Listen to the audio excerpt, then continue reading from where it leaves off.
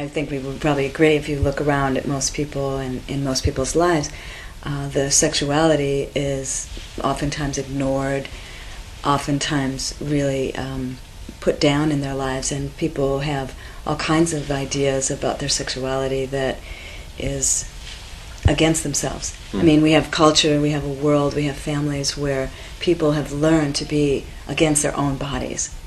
And that kind of, really what I call it is insanity of being against what is the most natural, beautiful quality of ourselves, has been made into all kinds of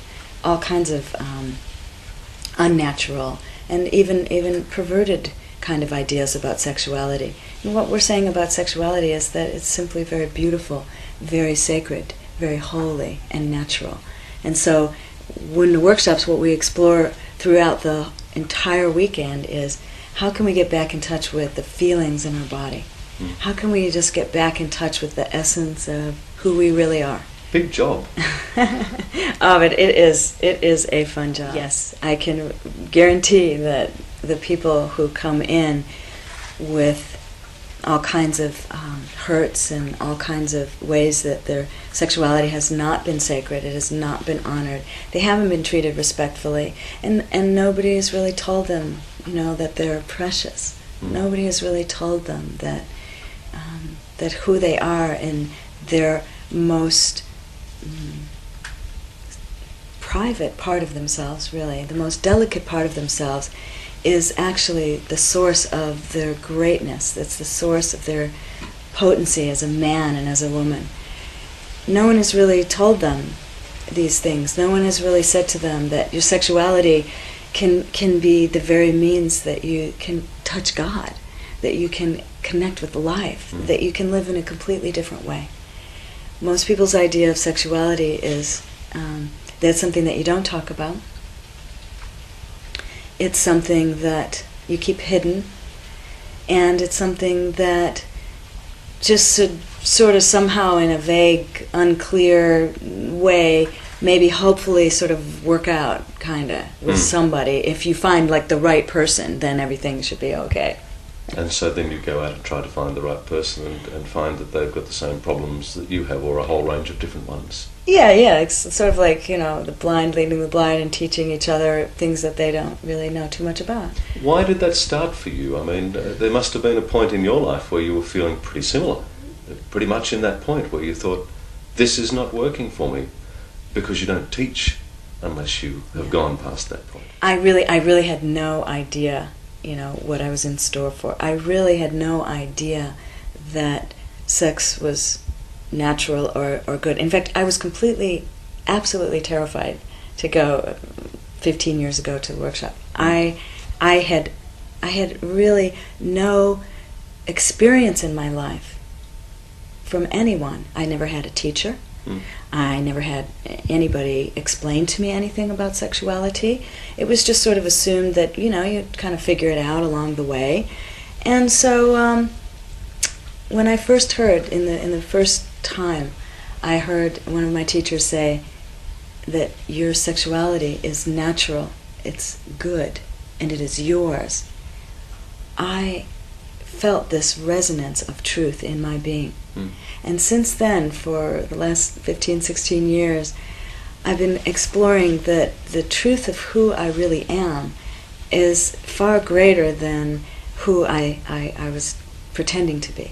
So really, the sacred sexuality is about coming into your own body, coming into your own connection with spirit, coming into your own way of relating with people in a deeper way. Many people experience sex on a very surface level. A sort of wham, bam, thank you, ma'am kind of approach to it. You've heard that before? Yeah, wham, bam, thank you, ma'am. It's just a quick thrill. It's just a quick release. Really, I say it's sort of like, you have a flat tire, and sexuality is just you sort of puncture a hole in the tire and everything, gets released. Well, what I say about that is you can do that, maybe once or twice, but, continue a lifetime of that kind of sex where there's just a quick thrill, a quick flash, and certainly the woman is oftentimes, she's just left and just far greater capacity inside to feel far greater waves and waves and waves of energy. And the man too is just, living on a very shallow expression of himself, a very minor expression of himself. And yet what I found that universally everybody wants to feel that deeper, that much greater, more expansive part of themselves, where they can feel the waves of pleasure in their body moving and lasting and reaching into deeper and deeper places inside of themselves. And not be ashamed? And not be ashamed. And interesting concept. And it's not, anyone can do that. You mentioned things like feeling it right through your being. You mentioned things like spirit. So I suspect that there's more to this than simply saying, well, folks, line up. Here's the things you can do with your bodies to make this work for you. There's got to be more to it. Yeah. First of all, people have to get clear inside of themselves of what their sexuality is even about for them. What were they brought up with? What are the things that other people told them?